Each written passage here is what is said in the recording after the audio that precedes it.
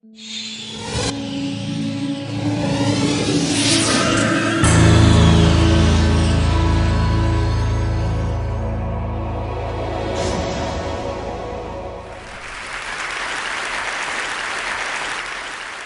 a storyteller, and I would like to tell you a few personal stories about what I like to call the danger of the single story.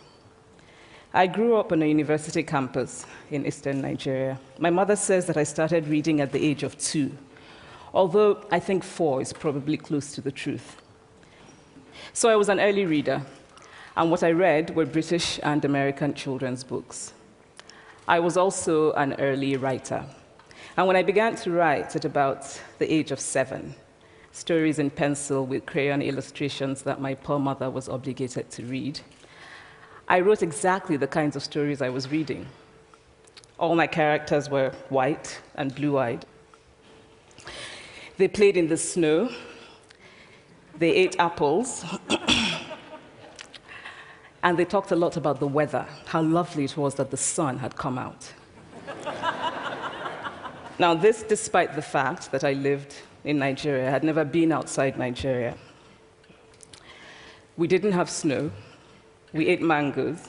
And we never talked about the weather because there was no need to.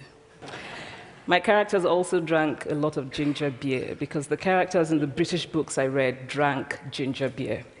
Never mind that I had no idea what ginger beer was. And for many years afterwards, I would have a desperate desire to taste ginger beer. But that is another story.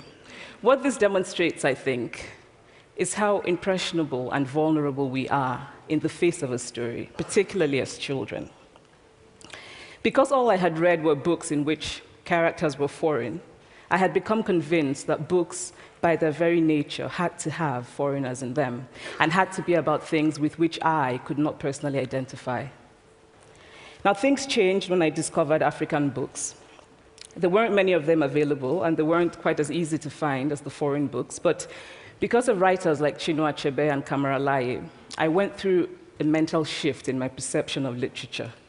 I realized that people like me, girls with skin the color of chocolate, whose kinky hair could not form ponytails, could also exist in literature. I started to write about things I recognized. Now, I loved those American and British books I read. They stirred my imagination. They opened up new worlds for me. But the unintended consequence was that I did not know that people like me could exist in literature. So what the discovery of African writers did for me was this. It saved me from having a single story of what books are.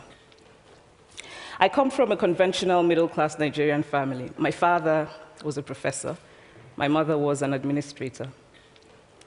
And so we had, as was the norm, living domestic help who would often come from nearby rural villages. So the year I turned 8, we got a new houseboy. His name was Fide.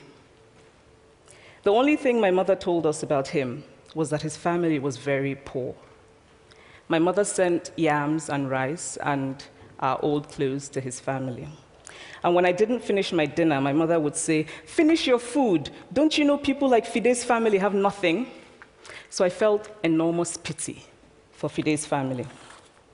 Then one Saturday, we went to his village to visit. And his mother showed us a beautifully patterned basket made of dyed raffia that his brother had made. I was startled. It had not occurred to me that anybody in his family could actually make something. All I had heard about them was how poor they were, so that it had become impossible for me to see them as anything else but poor. Their poverty was my single story of them. Years later, I thought about this when I left Nigeria to go to university in the United States. I was 19. My American roommate was shocked by me. She asked where I had learned to speak English so well and was confused when I said that Nigeria happened to have English as its official language. She asked if she could listen to what she called my tribal music, and was consequently very disappointed when I produced my tape of Mariah Carey. She assumed that I did not know how to use a stove. What struck me was this. She had felt sorry for me even before she saw me. Her default position toward me as an African was a kind of patronizing, well-meaning pity. My roommate had a single story of Africa, a single story of catastrophe. In this single story, there was no possibility of Africans being similar to her in any way, no possibility of feelings more complex than pity, no possibility of a connection as human equals. I must say that before I went to the US, I didn't consciously identify as African. But in the US, whenever Africa came up, people turned to me, never mind that I knew nothing about places like Namibia. But I did come to embrace this new identity, and in many ways, I think of myself now as African, although I still get quite irritable when Africa is referred to as a country, the most recent example being my otherwise wonderful flight from Lagos 2 days ago, in which there was an announcement on the Virgin flight about their charity walk in India, Africa, and other countries. So after I had spent some years in the US as an African, I began to understand my roommate's response to me. If I had not grown up in Nigeria, and if all I knew about Africa were from popular images, I too would think that Africa was a place of beautiful landscapes, beautiful animals, and incomprehensible people fighting senseless wars, dying of poverty and AIDS, unable to speak for themselves, and waiting to be saved by a kind white foreigner. I would see Africans in the same way that I, as a child, had seen Fide's family. This single story of Africa ultimately comes, I think, from Western literature. Now, here's a quote from the writing of a London merchant called John Locke, who sailed to West Africa in 1561 and kept a fascinating account of his voyage. After referring to the black Africans as beasts who have no houses, he writes, "They are also people without heads, having their mouths and eyes in their breasts."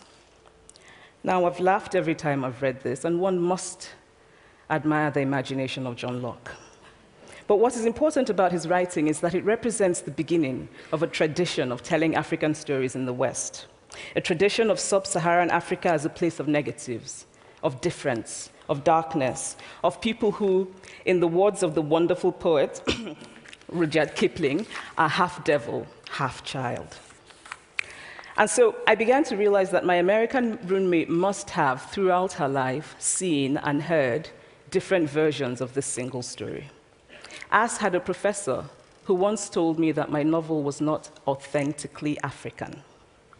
Now, I was quite willing to contend that there were a number of things wrong with the novel, that it had failed in a number of places, but I had not quite imagined that it had failed at achieving something called African authenticity. In fact, I did not know what African authenticity was. The professor told me that my characters were too much like him, an educated and middle-class man. My characters drove cars. They were not starving. Therefore, they were not authentically African. But I must quickly add that I, too, am just as guilty on the question of the single story. A few years ago, I visited Mexico from the US. The political climate in the US at the time was tense, and there were debates going on about immigration. And, as often happens in America, immigration became synonymous with Mexicans. There were endless stories of Mexicans as people who were fleecing the healthcare system, sneaking across the border, being arrested at the border, that sort of thing. I remember walking around on my first day in Guadalajara, watching the people going to work, rolling up tortillas in the marketplace, smoking, laughing. I remember first feeling slight surprise, and then I was overwhelmed with shame. I realized that I had been so immersed in the media coverage of Mexicans that they had become one thing in my mind, the abject immigrant. I had bought into the single story of Mexicans, and I could not have been more ashamed of myself. So that is how to create a single story. Show a people as one thing, as only one thing, over and over again, and that is what they become. It is impossible to talk about the single story without talking about power. There is a word, an Igbo word, that I think about whenever I think about the power structures of the world, and it is nkali. It's a noun that loosely translates to be greater than another. Like our economic and political worlds, stories too are defined by the principle of Nkali. How they are told, who tells them, when they are told, how many stories are told, are really dependent on power. Power is the ability not just to tell the story of another person, but to make it the definitive story of that person. The Palestinian poet Mourid Barghouti writes that if you want to dispossess a people, the simplest way to do it is to tell their story and to start with secondly. Start the story with the arrows of the Native Americans and not with the arrival of the British, and you have an entirely different story. Start the story with the failure of the African state and not with the colonial creation of the African state, and you have an entirely different story. I recently spoke at a university where a student told me that it was such a shame that Nigerian men were physical abusers like the father character in my novel. I told him that I had just read a novel called American Psycho, and that it was such a shame that young Americans were serial murderers. Now,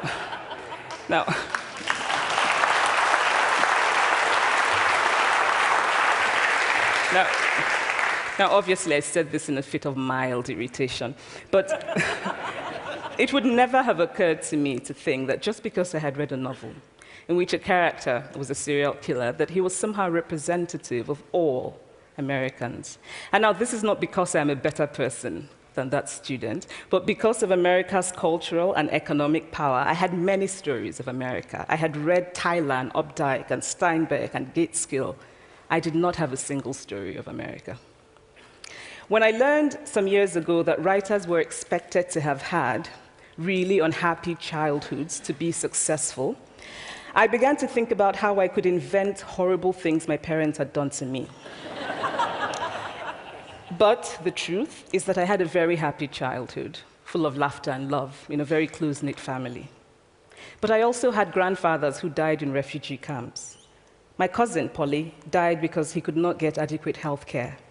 One of my closest friends, Okoloma, died in a plane crash because our fire trucks did not have water. I grew up under repressive military governments that devalued education so that sometimes my parents were not paid their salaries.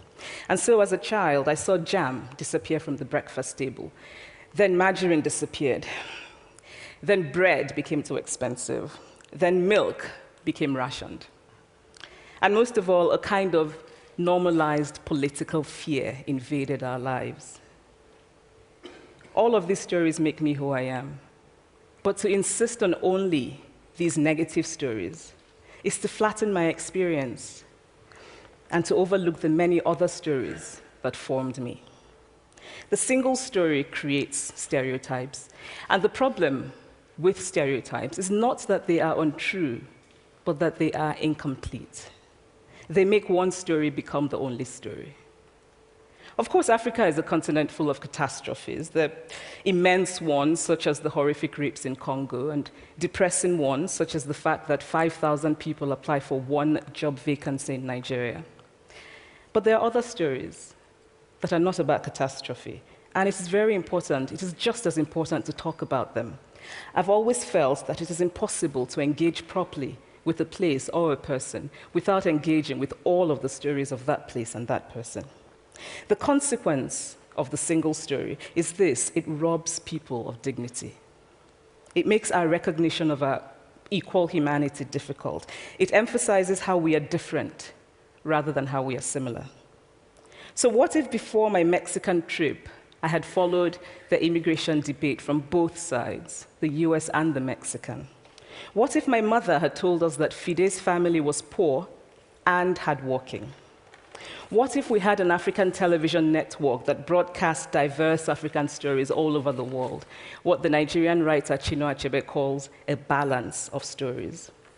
What if my roommate knew about my Nigerian publisher, Mukhtar Bakare, a remarkable man who left his job in a bank to follow his dream and start a publishing house? Now, the conventional wisdom was that Nigerians don't read literature. He disagreed. He felt that people who could read would read if you made literature affordable and available to them. Shortly after he published my first novel, I went to a TV station in Lagos to do an interview. And a woman who worked there as a messenger came up to me and said, "I really liked your novel. I didn't like the ending. Now you must write a sequel, and this is what will happen." And she went on to tell me what to write in the sequel. Now, I was not only charmed, I was very moved. Here was a woman, part of the ordinary masses of Nigerians who were not supposed to be readers.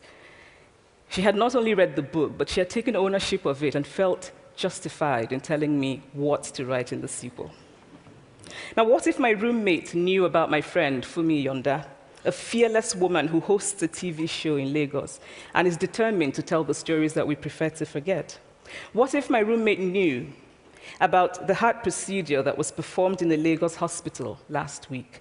What if my roommate knew about contemporary Nigerian music, talented people singing in English and Pidgin and Igbo and Yoruba and Ijo, mixing influences from Jay-Z to Fela to Bob Marley to their grandfathers? What if my roommate knew about the female lawyer who recently went to court in Nigeria to challenge a ridiculous law that required women to get their husband's consent before renewing their passports? What if my roommate knew about Nollywood, full of innovative people making films despite great technical odds, films so popular that they really are the best example of Nigerians consuming what they produce? What if my roommate knew about my wonderfully ambitious hair braider who has just started her own business selling hair extensions? Or about the millions of other Nigerians who start businesses and sometimes fail, but continue to nurse ambition? Every time I am home, I'm confronted with the usual sources of irritation for most Nigerians: our failed infrastructure, our failed government, but also by the incredible resilience of people who thrive despite the government rather than because of it. I teach writing workshops in Lagos every summer, and it is amazing to me how many people apply, how many people are eager to write, to tell stories. My Nigerian publisher and I have just started a nonprofit called Farafina Trust, and we have big dreams of building libraries and refurbishing libraries that already exist and providing books for state schools that don't have anything in their libraries, and also of organizing lots and lots of workshops on reading and writing for all the people who are eager to tell our many stories. Stories matter. Many stories matter.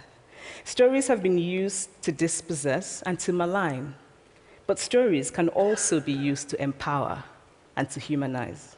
Stories can break the dignity of a people, but stories can also repair that broken dignity.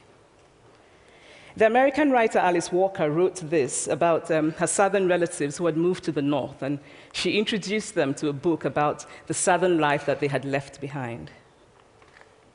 They sat around reading the book themselves, listening to me read the book, and a kind of paradise was regained. I would like to end with this thought, that when we reject the single story, when we realize that there is never a single story about any place, we regain a kind of paradise. Thank you.